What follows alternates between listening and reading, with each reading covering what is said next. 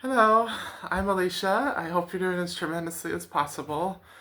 Um, I learned that Adam Nettina um, from Maryland was sentenced to prison for 2 years for threatening LGBTQ plus people. So, Adam, um, he was an editor of mine at the Utah State University newspaper.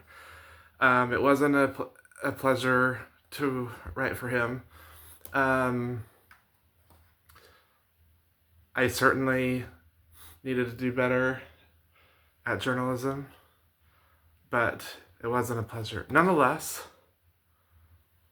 because I'm nice, I wrote a letter of recommendation for him when he asked me a few years later to do that. And I sought him out when I was in Washington, D.C. for an internship,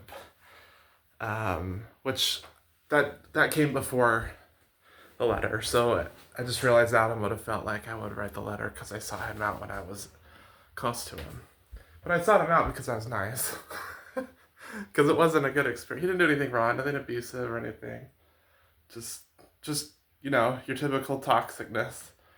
Um, but yeah, he's in prison now, and he will be until January.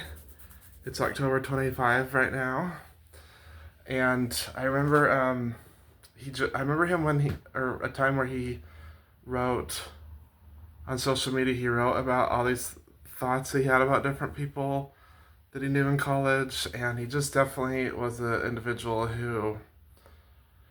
Oh, and like even though I sought him out in Maryland, which then I got dinner, so that was nice, like, but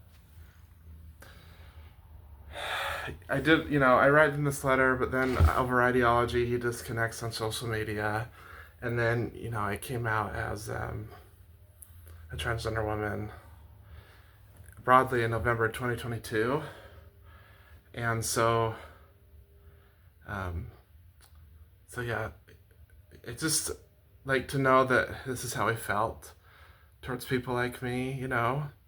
It's interesting how. So it's kind of with Adam, it was like toxic with him, but nothing more.